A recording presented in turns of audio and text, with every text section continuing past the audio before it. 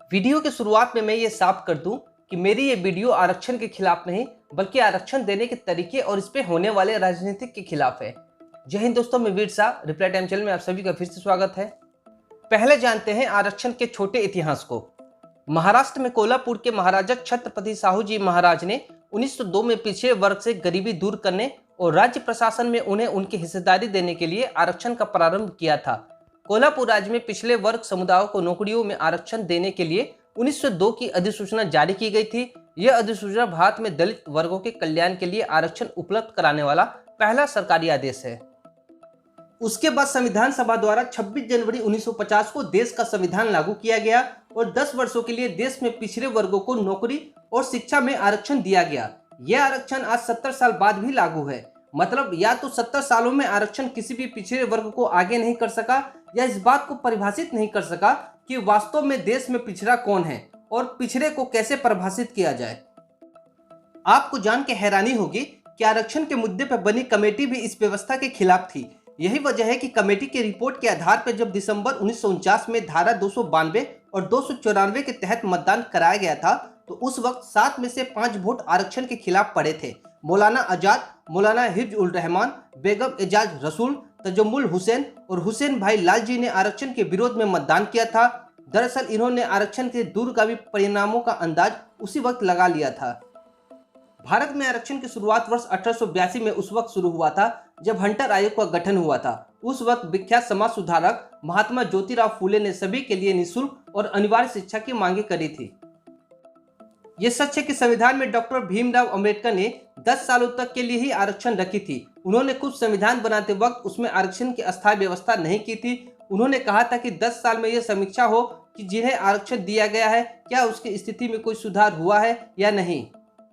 उन्होंने ये भी कहा था कि यदि आरक्षण से किसी वर्ग का विकास हो जाता है तो उसके आगे की पीढ़ी को आरक्षण का लाभ नहीं देना चाहिए। इसके पीछे उन्होंने वजह बताई थी कि आरक्षण का मतलब बैसाखी नहीं है जिसके सहारे पूरी जिंदगी काट दी जाए। यह विकसित होने का एकमात्र अधिकार है। यही वजह है कि अंबेडकर जी ने संविधान में आरक्षण की अस्थायी व्यवस्था नहीं की थी।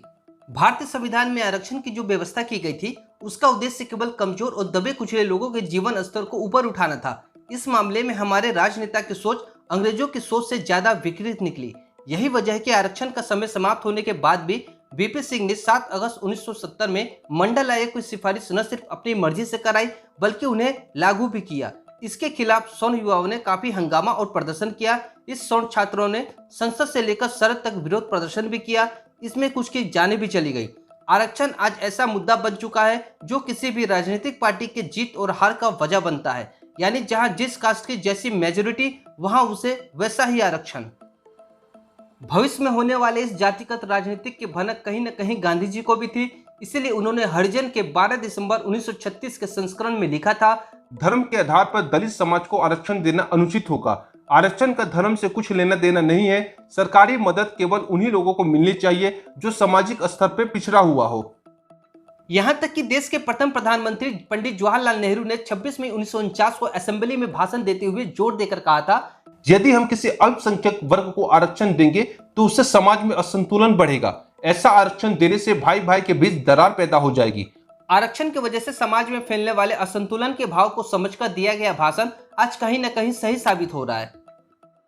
अभी हाल ही में यूपी चुनाव को देखते हुए ओबीसी को नीट के एग्जाम में 27% का आरक्षण दिया गया है, जो आजकल की न्यूज का ट्रेंड बना हुआ है। मगर नई रिपोर्ट के अनुसार यूपी गवर्नमेंट इस आरक्षण को 3 भागों में बांटेगी, जिसमें पिछड़ा, अति पिछड़ा और अत्यंत पिछड़ा वर्ग शामिल होगा। पर कोई इसके सपोर्ट में है तो कोई इसके विरोध में। पर सवाल है, क्या सच में आरक्षण को देश की जरूरत है? मेरी राय पूछो तो हाँ, बिल्कुल जरूरत है, मगर कास्ट के आधार पे नहीं बल्कि आर्थिक स्थिति के आधार पे। वो भी नौकरी में या सीट के लिए कम नंबर पे आरक्षण नहीं होना चाहिए, बल्कि अगर कोई आर्थिक रूप से कमजोर है तो उसकी आर्थिक मदद गवर्नमेंट के द्वारा होना चाहिए, ताकि किसी गरीब का बच्चा पढ़ लिख कर किसी कंपटीशन में भाग ले पाए। जो आर्थिक रूप से कमजोर है उसकी पढ़ाई की पूरी खर्चा जैसे स्कूल ड्रेस से लेके ट्यूशन का सरकार उठाए। सरकार की जिम्मेदारी सिर्फ एक गरीब बच्चे को पढ़ाने की हो, बाकी खुद पास होने की जिम्मेदारी बच्चे पे छोड़िए। याद रखिए, रामजी अंबेडकर आरक्षण के दम पे नहीं बल्कि अपने दम पे संविधान निर्माता बने थे। बड़ौदा के गायकवाड़ राजा ने भीमराव के प्रतिभा को देखकर आरक्षण दिया था, न कि उनके जात को देखकर। उसी तरह देश में आरक्षण पिछड़ा वर्ग को आगे लाने के लिए होना चाहिए, न कि किसी होनहार स्वर्ण वर्ण के बच्चे को पीछे करने के लिए। इस बात को आप समझ जाइए, 90 की जगह 40% लाके डॉक्टर बनने वाले इलाज करते हैं सरकारी हॉस्पिटल में, और वोट के लिए आरक्षण देने वाले नेता आरक्षण से बने डॉक्टर से ही अपना इलाज नहीं करवाते, वो इलाज करवाते हैं खुद प्राइवेट हॉस्पिटल वाले डॉक्टर से। आरक्षण समाज में फैले जात पात को कम करने के लिए लाया गया था, मगर जात पात तो आज भी ST, SC, OBC के नाम पे फैलाया ही जा रहा है। आरक्षण भी तो जात सर्टिफिकेट के अनुसार ही मिलता है, और ये निचले कास्ट का सर्टिफिकेट बनाने के लिए लोग पैसे भी खर्च करते हैं। मतलब अब लोगों को ST, SC या निचली वर्ग कहलाने में झिझक नहीं होती। इंटर कास्ट मैरिज भी होती है, तो फिर जात पात को बढ़ा कौन रहा है?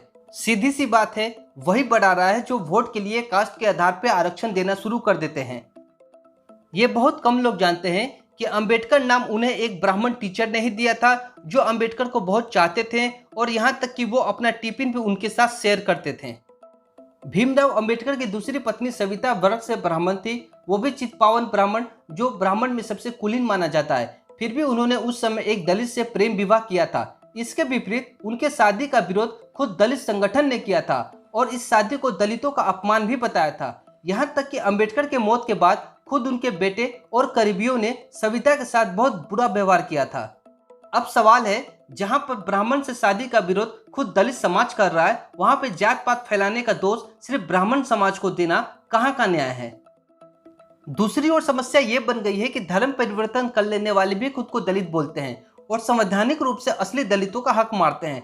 ऐसे ही लोग हिंदू नाम रखकर जात पात को एक प्रोपेगेंडा के तहत फैलाते हैं और दलित ब्राह्मणों को लड़वाने के लिए जातिगत हेडलाइन का प्रयोग भी करते हैं। इसके अलावा जातिगत आरक्षण में से एक और समस्या है जिसे क्रीमी लेयर कहा जाता है, यानी सुप्रीम कोर्ट के अनुसार जो दलित आरक्षण का लाभ लेके अपने स्थिति को ठीक कर चुके हैं, वे खुद स्वेच्छा से आरक्षण छोड़ दें। चूंकि दलित का अर्थ होता है पिछड़ा, दबा या कुचला, अब जो आरक्षण का लाभ लेके डॉक्टर, इंजीनियर, गवर्नमेंट एम्प्लॉय बन चुके हैं या जो प्रशासनिक सेवा में हैं, उसके बच्चे को अब आरक्षण की जरूरत नहीं होनी चाहिए, मगर फिर भी ये आरक्षण का लाभ लेना बंद नहीं करते हैं और ऐसे ही खुदगर्ज लोग वास्तविक रूप से पिछड़े अपने ही वर्ग के लोगों का हक मारते हैं। भविष्य में आरक्षण से होने वाले जिस तरह के नुकसान की चिंता गांधी, अंबेडकर और नेहरू ने किया था, वो यही थी। क्योंकि आज 70 साल बाद भी यहाँ ये तय नहीं हो पा रहा है कि आरक्षण जिसे दिया जा रहा है वो आर्थिक रूप से पिछड़ा है या सामाजिक रूप से। क्योंकि अगर वो इसका दोष समाज को देता है तो क्रीमी लेयर वाले आरक्षण न छोड़ के अपने ही समाज का अहित कर रहे हैं, और अगर आरक्षण आर्थिक स्थिति के अनुसार दिया जा रहा है तो गरीबी हर कास्ट में होती है, इसीलिए कास्ट न देखकर बैंक बैलेंस और जॉब देखा जाए। अगर मेरी बातें गलत लगे तो खुद इस बात पे विचार करें कि देश में फैले जात पात ने एक अंबेडकर को जन्म दिया, अंबेडकर ने संविधान में आरक्षण दिया, मगर वो आरक्षण देश में 70 साल बाद भी दूसरा अंबेडकर नहीं दे सका।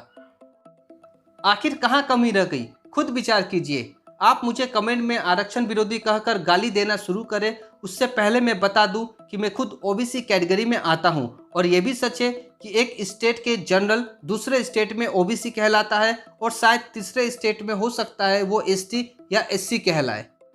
इसीलिए मुझे लगता है कि समस्या का एक ही समाधान है कि आर्थिक रूप से तंग लोगों को ही आरक्षण दिया जाए, जिससे हर पिछड़े को आरक्षण का लाभ मिले और संविधान में अंकित समानता के अधिकार का भी मान बना रहे। दोस्तों, आज के वीडियो के लिए इतना ही। वीडियो को लाइक कीजिएगा। अगर आपको लगता है कि वीडियो लोगों को जागरूक कर सकती है तो वीडियो को शेयर भी कीजिएगा।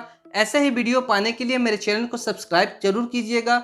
मिलेंगे अगले वीडियो में, तब तक के लिए जय हिंद।